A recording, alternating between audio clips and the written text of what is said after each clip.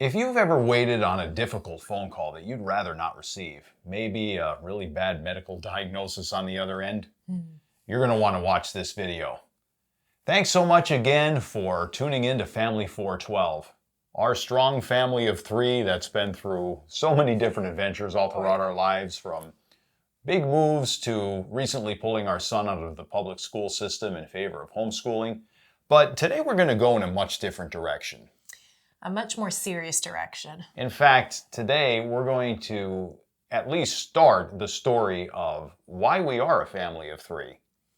One of the biggest reasons, that is.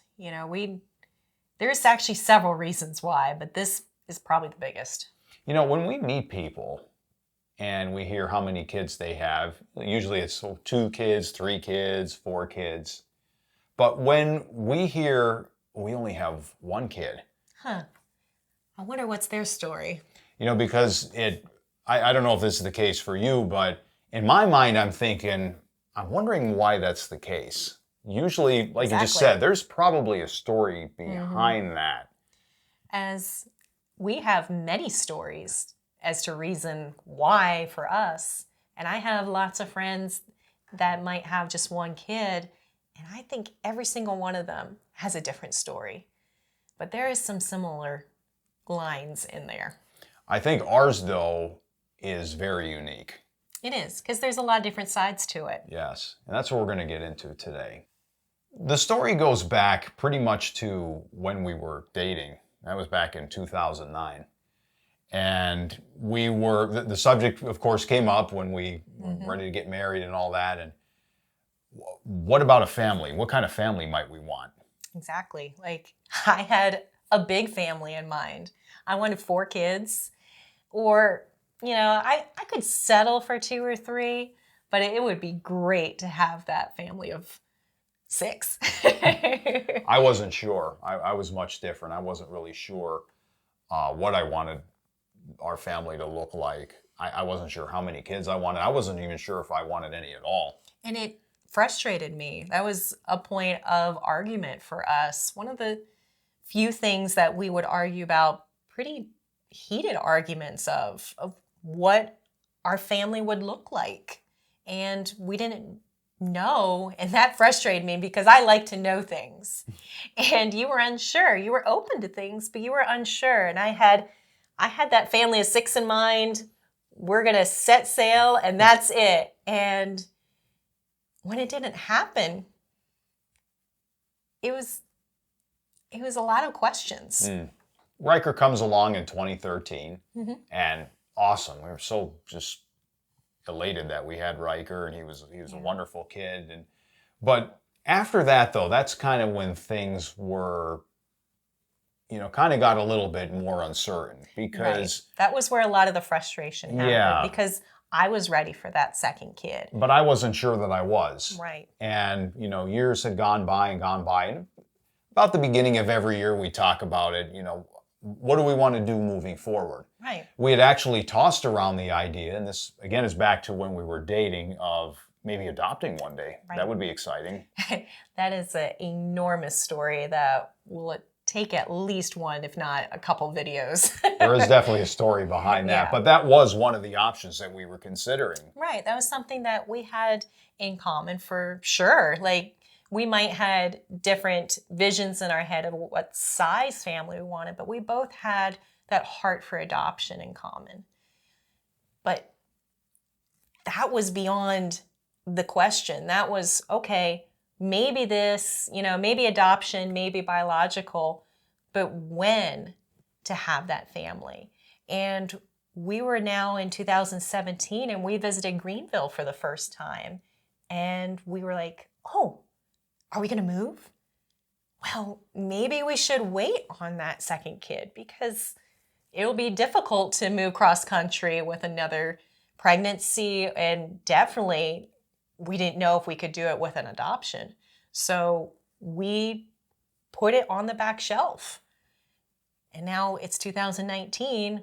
We're finally moving. Riker is 6 years old, which it's a little bit of an age gap, but still perfectly possible for more.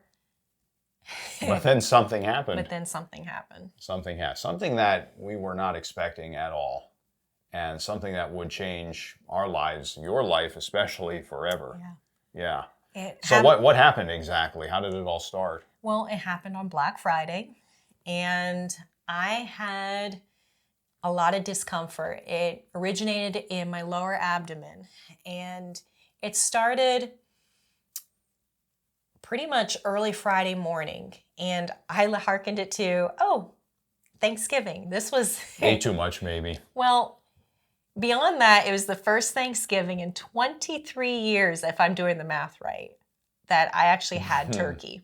Yeah. And when I say I had turkey, I had like maybe 2 bites of turkey because I was being conservative. I've always been a very healthy person.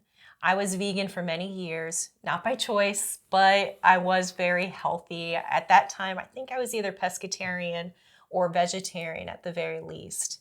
I had very small amounts of dairy and any fattening foods or sugars. It was a lot of whole foods, whole grains, veggies, fruits. A very healthy lifestyle, very healthy diet. Yes. Yeah. And when this event happens, a lot of people were shocked. They're like, Laura's the healthy person. What happened here? And I really want to emphasize that because it's not about what we do. And a lot of what happens in this story, it actually broke a lot of the condemnation that I had because I had put a lot of guilt on myself if I ate the wrong thing. If I had a slice of cake maybe, or I had a little bit too much wrong food. And I thought I was going to be punished for it. And in the beginning of this story, I thought I was being punished because I indulged that Thanksgiving with 2 bites of turkey. But something was definitely wrong. You weren't feeling right the day after Thanksgiving. It was pain in your abdomen. And it was continuing. It didn't go away. So I knew it couldn't, in my head, I knew it couldn't be the turkey. But again, I had that guilty conscience going. But I had pain, I had bloating, where it kept getting worse. By the end of the week, I looked like I was 3 months pregnant. And this was very unusual for my body. Not only did I not get these symptoms, I didn't get these symptoms to this extreme. I had a regular cycle and it wasn't regular anymore. I started bleeding on that following Friday, so a week later. And that's when put it into overdrive where I knew something was definitely wrong. Now, up to this point, you were never one to even go to the doctors for anything. No. Again, with that healthy lifestyle, that was kind of coincided with it, where we didn't go to the doctors because we didn't feel we needed to go to the doctors. And Riker was a home birth, and I had a midwife, and I had an ultrasound there, and I'd had a little bit of doctors involved, but I never really went to a hospital.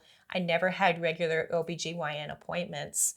And in hindsight, I really wish I had, because maybe it could have been caught.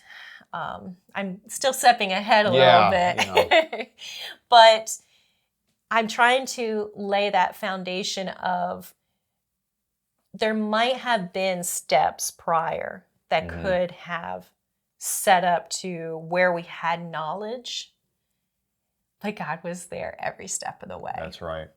So you knew something just wasn't right. And yeah, this actually goes back to a couple months before that. That's right, yes. When you had an incident where you almost seriously hurt yourself in a fall. I did, and I think that September day was the start of everything.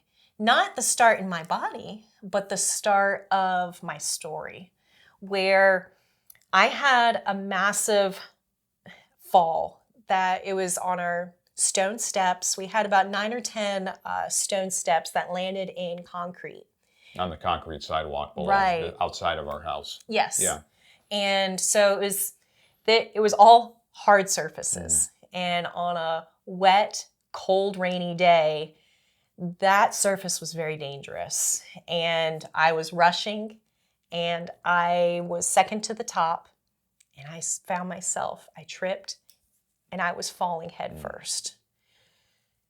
And I'm falling head first where the entirety of my body is catapulting down, where it's that far of a trajectory where there was no way out.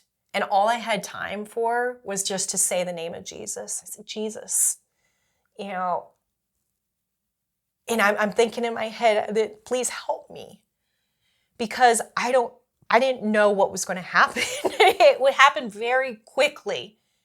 And it was odd because my head was going to touch and then it didn't. I landed on my butt. So you actually almost spun completely around. I did. And wow. It was a miracle because logically it should never have happened.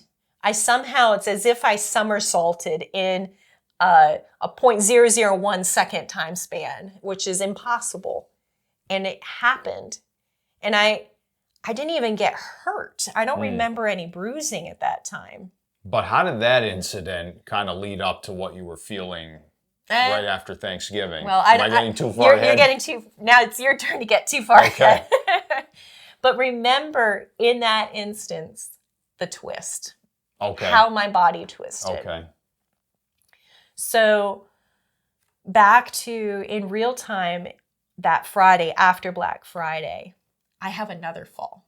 And this fall isn't life-threatening. It shouldn't have damaged anything. But this time, this was on carpeted stairs. I'm in socks. I'm moving boxes. Down to our basement. Down to our basement. And I fall like 2 little steps. And unlike that other fall, which, by the way, I think this is the only 2 times in my life I've ever fallen downstairs. I'm klutzy, but I'm not, this isn't me. And this second fall, I immediately know something's wrong.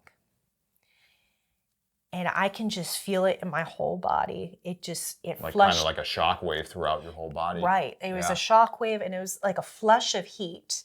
Kind of like a hot flash just happened.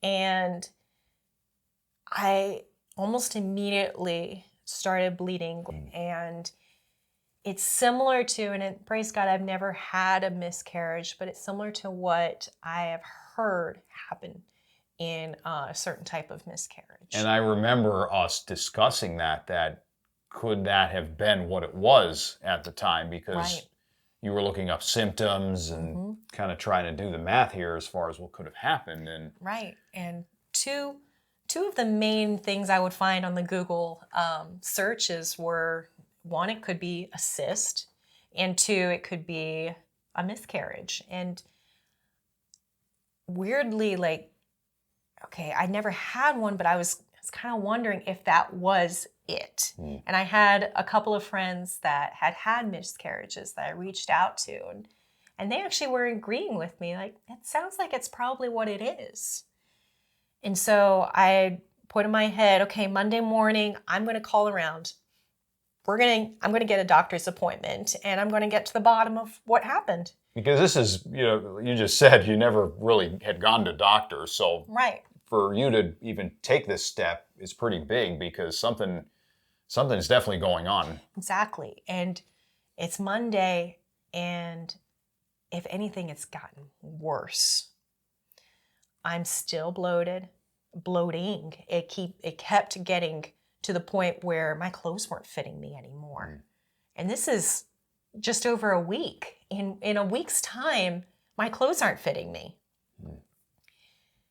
And I'm calling around, and I found out real fast that you need to book months in advance for any hope of OBGYN appointments. Like, okay, I didn't know that medical world, but I found out real fast. And I'm getting frustrated. I'm getting scared that this isn't going to happen. and I'm envisioning the next few weeks, we're going to be moving. And you were being the positive one. You're like, oh, maybe it can wait, I mean, I don't really go to the doctors either. So if either one of us are sick or something's wrong, just lay down, take something, rest it off, and we're fine. We never really have had anything this serious that required you, I need to be seen today. Exactly. But there was something, I feel it was God just urging me okay, this needs to be taken care of. And a miracle happened where it was one of them, and I can't remember the name. I guess it doesn't really matter, but they had a cancellation. And it was in 1 hour's time that Monday morning. I'm like, okay, rushing around, I got there. And it was just this wonderful young gynecologist who she looked like she was fresh out of school. She was so caring and so gentle, and she was very sympathetic to our urgency that we were going to be gone in 2 weeks. And if possible, I needed the answers now. And I went through my symptoms, and she assured me, she's like, don't worry, I'm going to put stat on all the paperwork and you're going to get results ASAP. What's stat mean?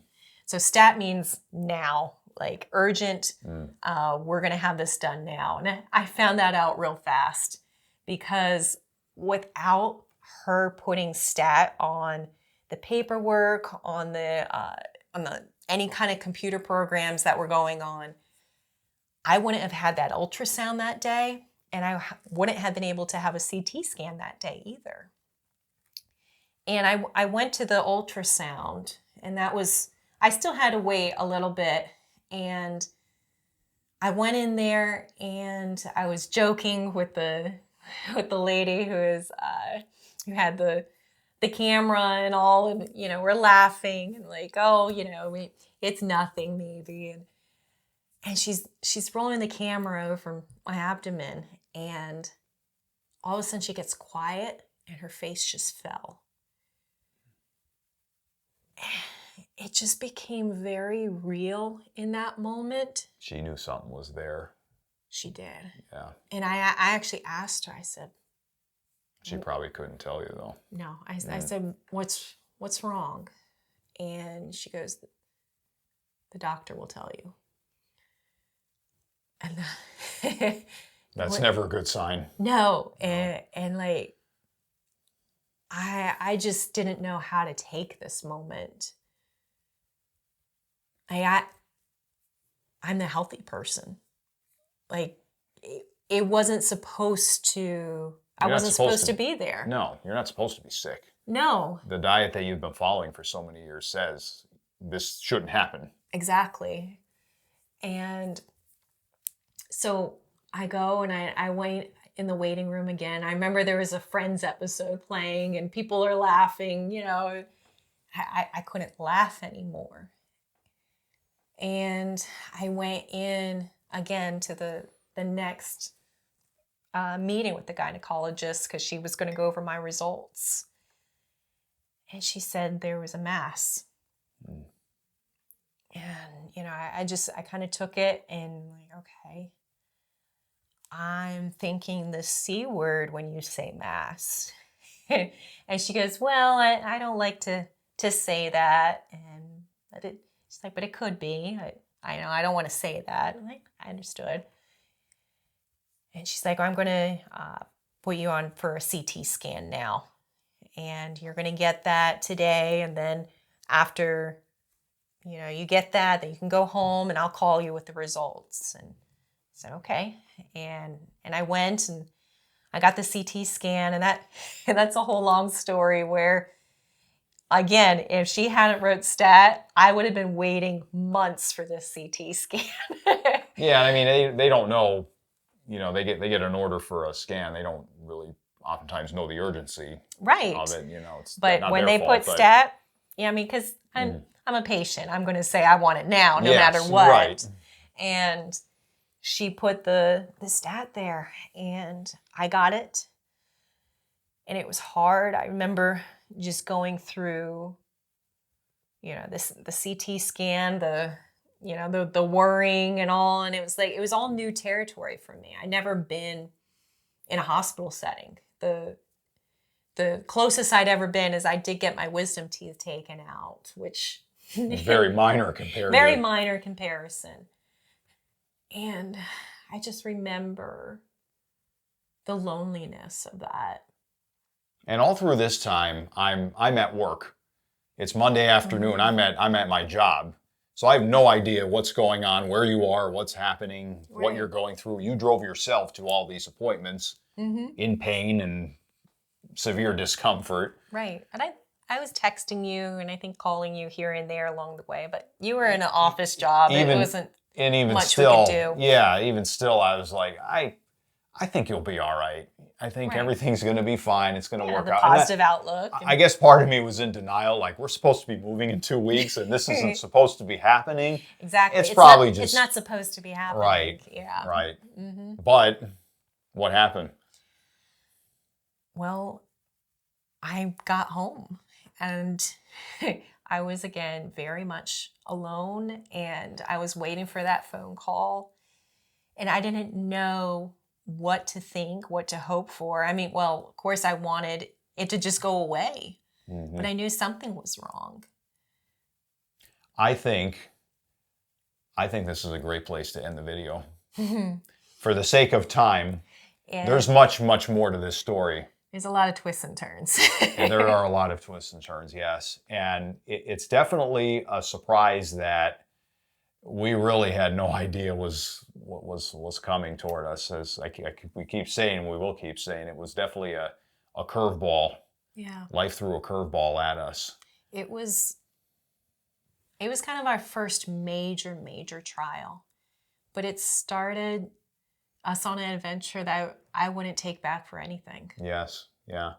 Well, we hope you enjoyed listening to Laura's story. Again, it's far from over. There's a lot more to share, so we hope you'll come back for the next video to hear the conclusion to this and how God brought her through a really, really dangerous and terrible situation.